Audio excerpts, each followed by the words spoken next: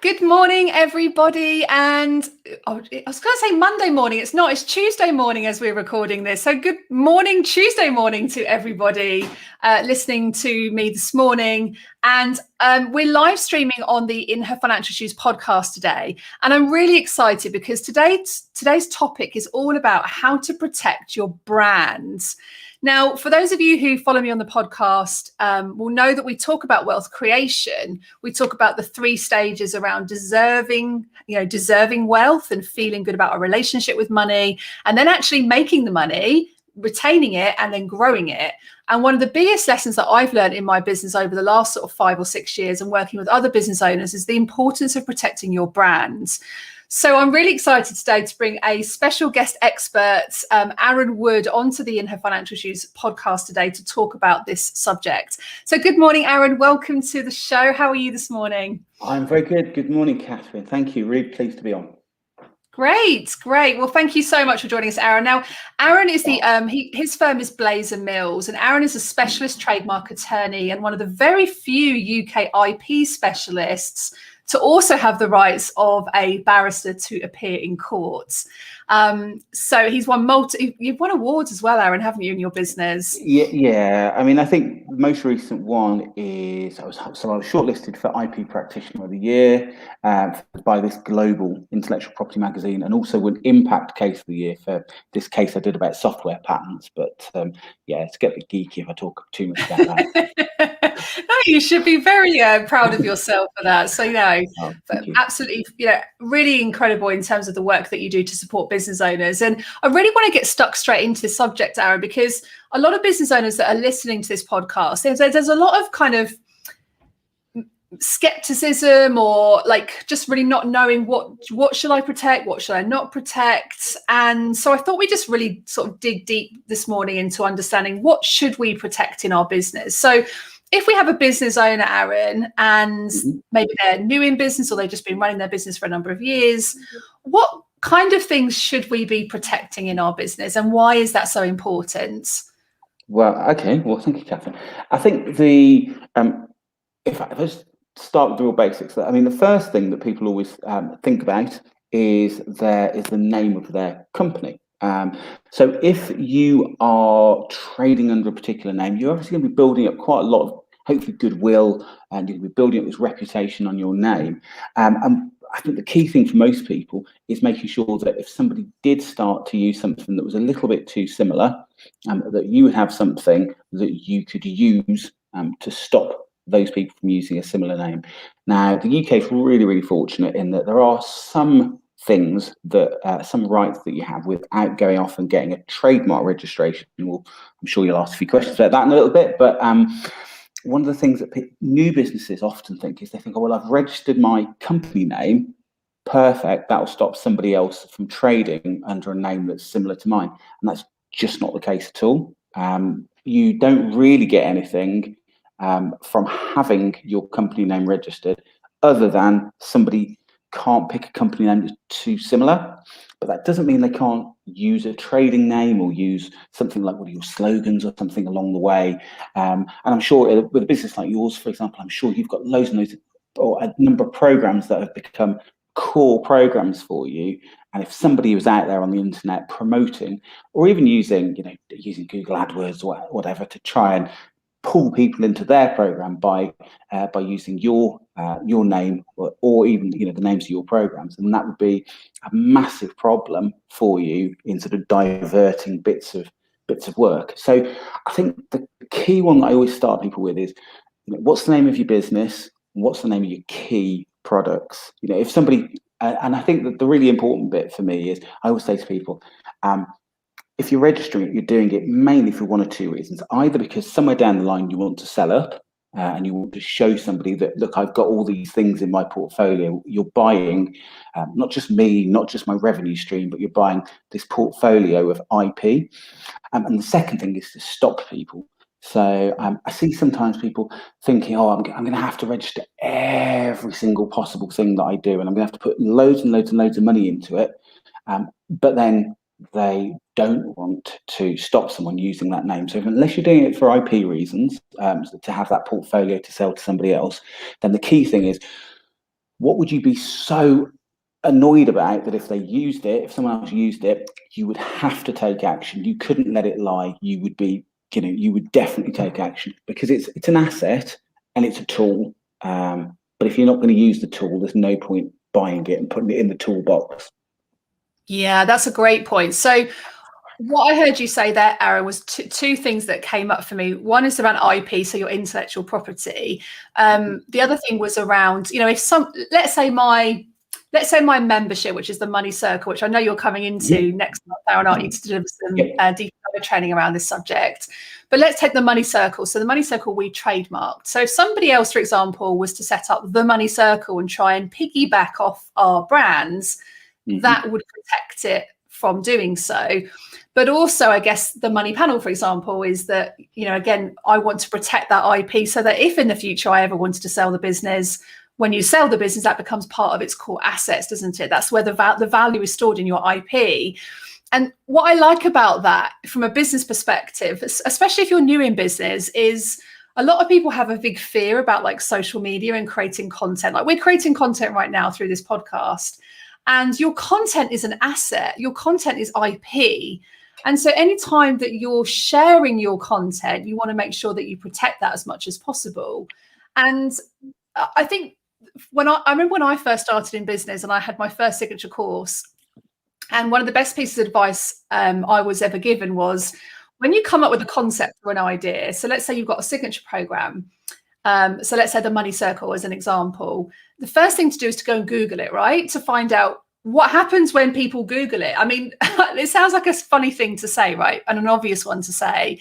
But I have seen businesses that have been really caught out where the name of their product or their service is actually related to stuff that's not very nice. So on Google,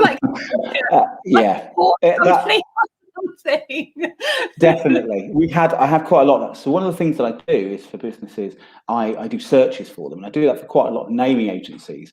And the amount of times that something comes up and they had no idea. I mean, the first part, you said Google, but also Urban Dictionary. There are so many things that you just have no idea what they mean, these little secret meanings. But absolutely, or situations where someone picks a name and they don't know, they don't appreciate what's going to happen. And I'm going to drop an example, and I know name dropping is not a good thing. One of the ones that I did a few years ago, maybe a year and a half ago, is I looked after the stuff for the Kardashians. And so when Kim brought out Kimono for her bedwear range, her loungewear range, and shapewear, she did not appreciate at the time that there was going to be this massive fallout about cultural appropriation. So, I mean, it is simple things like Google. Google is a great place to start in clearing your brand, definitely. So what else so we've got business names, important to look at your business names. What about if your business name is just your personal brand, your name? How would you protect that? You can protect your own name. What you have to be a little bit careful about, well, I mean, there's nothing to stop you registering it. If it's distinctive of you, then that's absolutely fine. It depends on what you're going to want to stop somebody from using. Now, obviously, your personal name might be that. The only part that you get with using your personal name, and this is not to say don't use your personal name, because it's a great idea, and it has that that sort of instant feeling of of knowing the person who's offering the service, is that of course if at some point in the future you sold your business, then you're going to have a think about what you do. And of course, there are loads of people. Elizabeth Emanuel, the wedding dress designer, she had an issue where she sold her business. She sold her business and then fell out with the new owners, and then she's had to kind of change the way that she brands her new business. Or Jo Malone is the other classic one. She sold her business, and now I can't think is it just Jo, or she's got a name that I think everybody knows that it's her new business. But that's, you definitely can register it. If you've got a name that's really, really common, then you might have some difficulties in getting it registered in some places, but inherently that's fine. And in fact, my other half, we did just that for her. She's got her name registered for her businesses. Yeah. That's quite an interesting point then, because that question often comes up when we're new in business, like what do we call our business? Do we just call it our personal name, or do we give it a business name?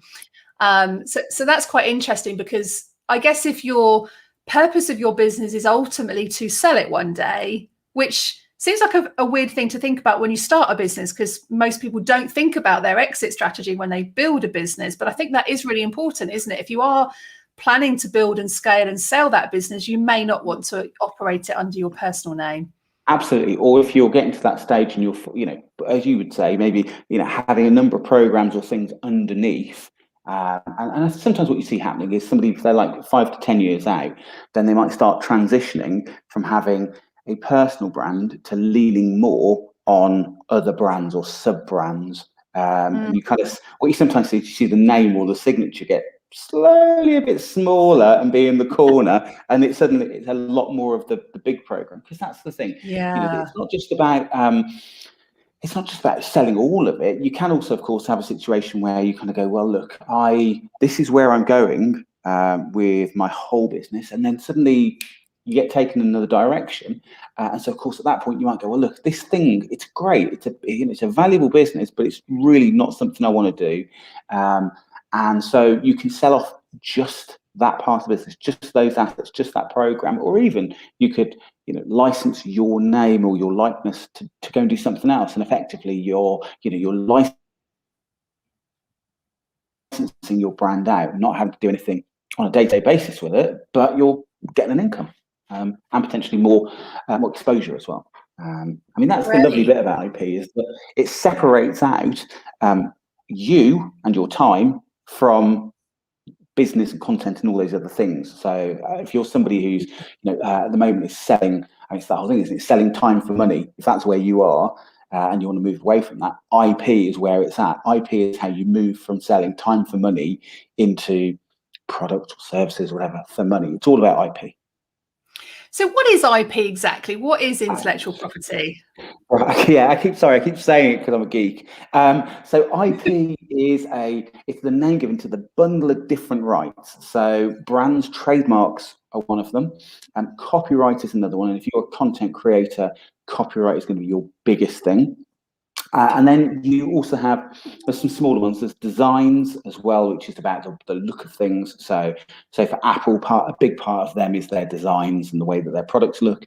And then you have patents, which they are specialists, and that's also to do with, most people think about as inventions and new products and that kind of thing. But in certain circumstances, it can also cover some of the developments that you might have in business. In some countries, you can get patents to cover what they call business methods, but those put together are what people refer to as IP. Okay. And they kind of cover all the little bits and pieces. And then there's a final little bit that they squeeze in that may or may not be IP, which is confidential information, which is about where you give somebody some information, a secret, trade secrets, like the recipe for KFC or the what's in Coca-Cola, which is massive value. Cool. Massive value. Exactly. Yeah. Exactly. We have CFC, Catherine Fried Chicken. There we go. Wouldn't taste very nice. So trademarks, copyright, and then what I would kind of think about when you talked there about like secrets and stuff, that's like non-disclosure. So I guess absolutely. So if we're having conversations, we had a conversation with an organization last week about something, and we got them to sign a non-disclosure agreement because we wanted to make sure they weren't going to, talk to anybody else about some ideas that we had. So that I guess would be non-disclosure. And actually that's an interesting one in itself. I've seen on a few occasions where employers have even been going through recruitment processes with virtual assistants, for example, and they've been telling them about where the business is going and what they're planning to do, and then they haven't hired those people, and those people have actually taken their ideas and concepts and done them for themselves. So I guess we have to think about non-disclosure in those kind of situations as well. But let's focus on trademarks, Aaron. So let's say I've created a new product, service, or a business, and I want to trademark my idea. First of all, where would I go? For our listeners today, where would they go to, first of all, check that the trademark is available, and then actually register the trademark and understand all the different categories and things that they need to choose from? Absolutely. Well, that's it. I'll unpick it a little bit because that's one of the key which you mentioned at the end is about the category. The thing to remember about a trademark is that what you're asking for by getting a trademark is a monopoly over that particular phrase, word, logo, whatever it is that you're looking to register. And you are asking for it for certain things, certain products, certain services. And when you file or look to check your trademark, what you need to check is whether or not, is you need to have in your mind what it is you want to do with it. Not just now, but perhaps few years looking to the future, and at that stage you can then start doing some searching and then looking at registering your mark. Now in the UK, the key place to look is the Intellectual Property Office, and when you go onto their website, there's a trademark section and there's a little search section, and when you can put it, you don't have to pay to use that, and you can put your terms in to the little search box. And it'll ask that there's a thing called classes. Now, one of the, I guess, complexities of getting a trademark is that when you know what you want to do with it, they fall into a bunch of different classes. That's where they've done it. So, for example, clothing, footwear, and headwear is in class 25. Entertainment services is in class 41, and you can get that list on the website, and you can look it up as well. It's called the NICE classification, and then there are tools that you can put in the things you want to do, and it will tell you what classes they're in. So if you do, you can look at something called NICE class, and it will take you to a website, and you can put your things in, and it will tell you those classes. The other way, if you want a little hack, everyone's all about hacks, is if you know you've got a competitor or a couple of competitors, is do a search for their trademarks and see what they've covered off. That's a kind of cheap way or quick way of doing it. See what they've covered, get some ideas, and then you can look in those classes. But the first thing to do, I think, is if you know what your mark is, put it in with no classes specified and just see whether anyone's got anything for that mark, because that's what you're going to be looking at. You're going to be looking at what's out there, what do I need to navigate? Because the other thing is, if I've got a trademark that covers paint and somebody else wants to use that as a trademark for sporting goods, that's not going to be a problem. They can coexist alongside one another. If you are doing sporting goods and somebody has got bags and clothing, you might have a problem because they're quite complementary areas. And so that's sometimes where sometimes people want to get a lawyer involved, but you can do a lot of it yourself. I will be open and honest. Would you recommend just to check the UK trademark office, or would you go global?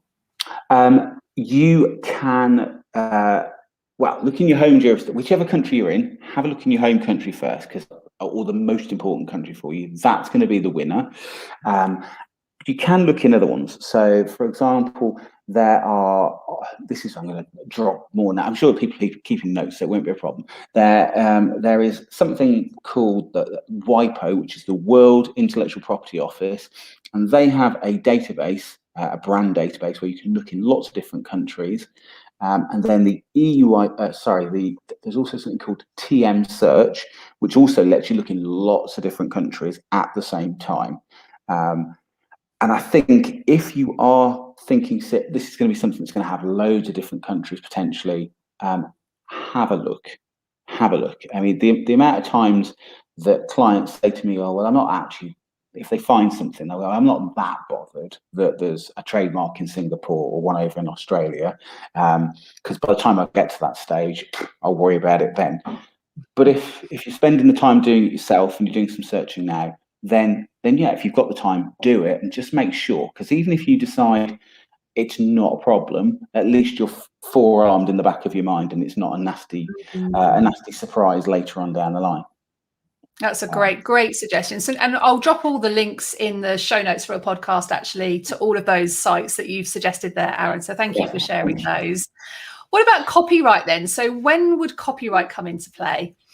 Okay, well, if you are a content creator, then pretty much everything you create is going to have some copyright in it. So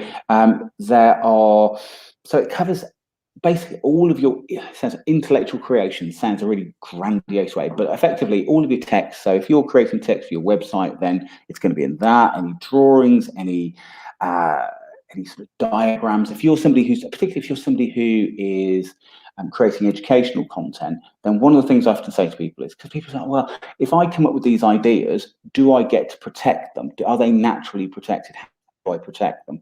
And I think one of the big things is giving it really cool names, which you either can trademark or that might have some copyright protection to some extent, or if you can create a visual model, that will be protected by copyright without you having to do anything else. And if somebody copies that, then you can go after it.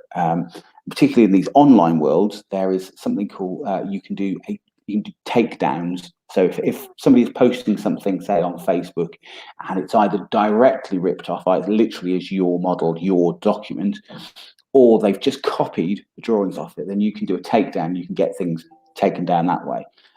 So drawings and stuff like that, things like this today, audio recordings, visual recordings, they're all covered by copyright as well. So in fact, most people who've got businesses and they're promoting it online, they have got a slew of copyright works all floating around in the internet, which if someone did copy them, they could go after. I think the thing that people, particularly if they're content creators, need to just be aware of is how they create things in a way where they can have something that's owned. And I think that's what I've talked about, acronyms and cool names and diagrams, just so that you have so much that's ownable, rather than just talking about concepts in a general way. I guess that's part of brand recognition as well, right? Because if you create something really funky or like a good logo or something, or a strap line, and then people, it becomes part of their brand, their audience are very familiar with those concepts and funky ideas.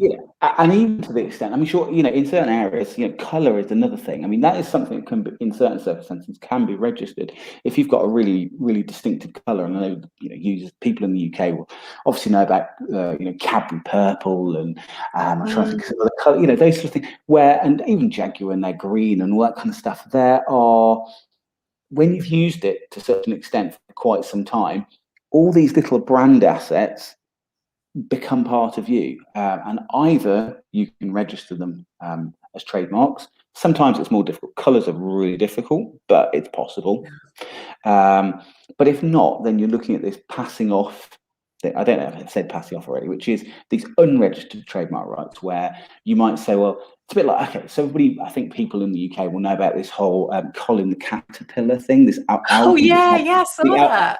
Right, so that's that kind of thing where you've got a mixture of different rights. So you've got a name which is quite similar, you've got a face which is very similar, you've got different aspects and the box, and sort of together, that one thing on its own probably isn't enough, but you put all of them together and you go, okay, I think they've stepped over the line a little bit now, and that's where passing off comes in. I remember seeing that on the news like 2 weeks ago, where it's like, because we love Marks and Spencer's Colin the Caterpillar. He regularly shows up in our house for birthday celebrations. And at Easter, actually, somebody bought us a Colin the Caterpillar Easter egg, and even like a bag of Colin the Caterpillar faces, because they're the best bits, right? Aren't they? The best bit on the cake. Everyone the big fat piece of chocolate, absolutely. But that's the bit. The oldie face is I think is a complete copy, that's the bizarre bit to me, is that they went for the face. But anyway, sorry. A different subject. But I just had to talk about Colin because he's definitely a friend in our house. Absolutely. What about then? So someone's listening to this, they're a content creator, they've got an online business. Let's talk a little bit then about, we talked about trademarking. What about if people are going into other people's like memberships? So like, obviously you're coming into our Money Circle membership next month. Let's say you were coming in and you were doing a masterclass for us, and you're going to go deep dive on trademarking as an example. And let's say you've got some slides you've put together. How would you protect that from a copyright and IP perspective? Because I think that's one of the questions that a lot of people ask is like, should I have a contract that I send to the owner of of the membership that I'm delivering to, or how does that work? Yeah, well, I mean, I'm fairly okay. So if we start with the contract part, I don't necessarily think you need to worry about contract with the provider. Certainly not in a situation like us, because I might be being completely naive, but I don't think you're going to turn around tomorrow and start doing courses on trademarks. There are, of course, times when people are. I mean, this is where the problems come. Is often where you're in this sort of coaching environment where, and the one that I've seen quite a lot is mentor-mentee. And mentor is mentoring this mentee and taking them through the process. A mentee has a great idea for a program.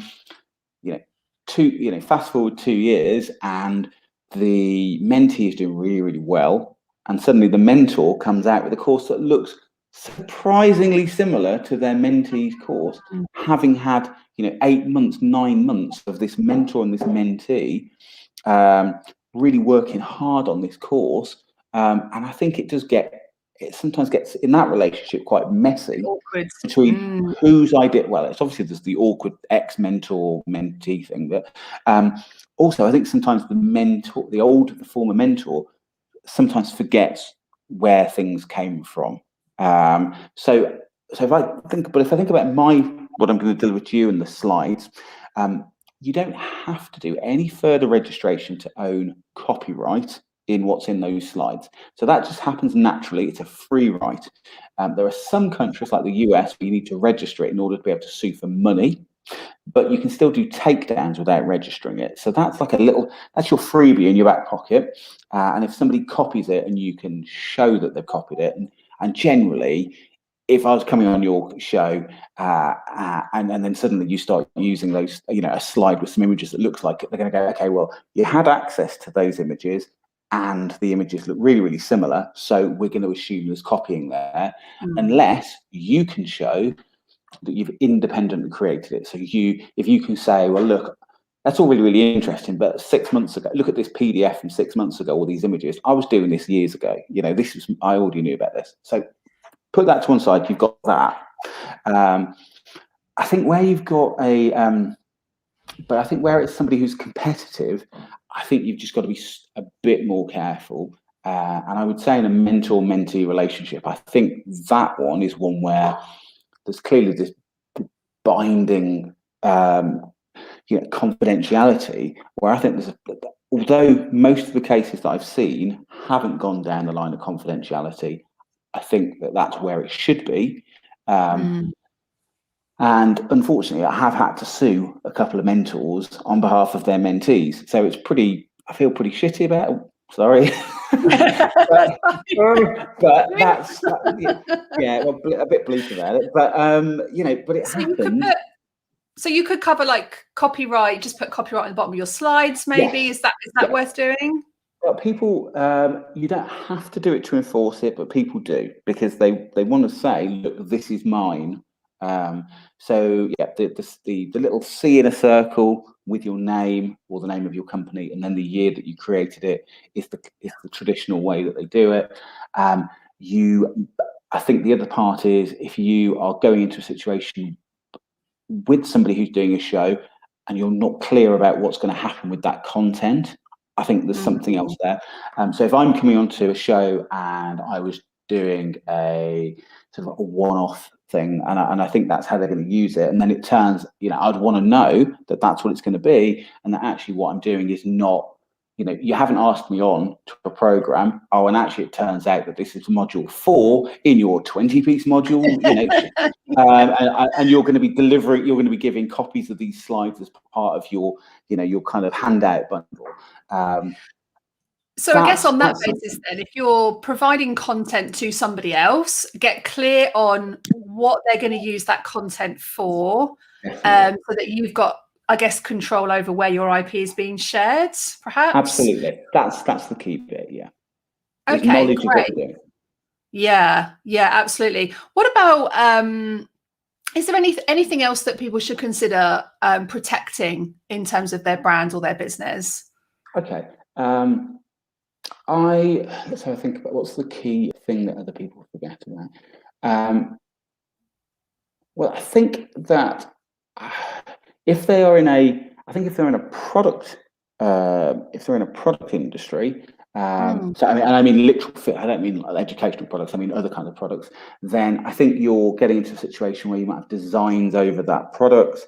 And if you're dealing with a foreign factory, so if you're dealing with an overseas factory, then you certainly need your contracts to be absolutely rock solid in terms of what they can and can't do. And you need ownership really, really organized. So for example, if you're dealing with a factory in another country, you've shown them a product and they say, well, look, what we're going to do is we're going to do why don't we do some tweaks here and some tweaks there and a bit of this and a bit of that to make it easier to manufacture. You need to have a really strong contract that says, and I still own that product at the end. Because quite often I've seen situations where a product has been manufactured by that factory, not just for you, but sometimes the factories can get a slightly different or interesting view of who owns the IP and what they can do with that IP. And when someone's selling stuff online, that can be a particular problem. I've had a bunch of clients who are selling stuff on Amazon. They're doing really, really well out of it. And then third party starts buying from the same factory. And they call, there's even a name for it now. They commingle the product into the listing. And so what ends up happening is it's your list. It started out as your listing on Amazon, but suddenly third parties are all sticking their product in. And the way that Amazon works is if other people are selling it at a lower price, when somebody buys, the lower price one is the one that gets sold. And so if yours is the higher end, you've got a higher, because you developed it, you've got a higher price point. It means that other people can squeeze in underneath and try and ebb away at your product. And again, for a situation like that, that's partially about trademarks and getting a brand so that you can kick people off your listing. So that's it for like a physical product. I think for a mental product, an intellectual product, something like a program, I think people creating and protecting, which we've already talked about, creating, protecting the assets by way of copyright, by having diagrams and names and acronyms as well, that they can own and they can show, I created this, I know I created this. Because there's so much content floating around where it's kind of, so many people are talking about the same kind of things, and not everyone's putting their own spin on it. They're not creating something that's ownable. You want something that's ownable, because if it's ownable, it's protectable, and if it's ownable, it's protectable and it's sellable. Yeah, that's such a good point. And I would definitely say, like, the first mentor I worked with, actually, she taught me this, and I was really pleased that I knew this really early on, because things like your signature systems, if you're creating, let's say, a 5-day challenge that you're going to use over and over again as part of your part of bringing people into your audience, you want to protect that. If you're building a signature course, you want to protect that. All of these things that you're creating, you're spending a lot of time and energy and effort and money in creating, you want to make sure you protect those. So that's really interesting. Thank you so much for sharing that, Aaron. I know you're going to do some deeper dive in our Money Circle membership next month. For anyone who's interested, please do come over and join us there. But Aaron, if anybody has got any specific questions or advice that they're looking for, where would be the best place for them to get in touch with you? Well, probably the best thing to do is to just email me if it's a specific question. So my email address is arw@blazer, and that's with an S, blazermills.co.uk. Just get in touch with me. There is a team of us, so you probably speak to me, but if not, you'll speak to one of the colleagues about any specific issues you've got. I'm on all the socials like everybody is. So if it's just a general thing, then absolutely ping me something on there. But if it's something it's detailed, or there's something in there that's specific, you don't want to be putting it out into the world and people knowing all of your business, then just send me an email. It's the easiest thing. Great. And we'll pop a link to your website, your email, everything into the show notes as well. So if anyone does want to get in contact with you, they can do so. So thank you so much, Aaron, for coming on today.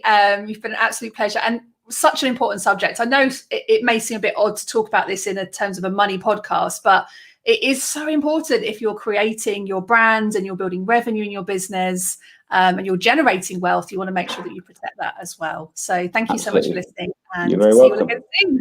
Thanks, Thank Aaron. you very much. Take care.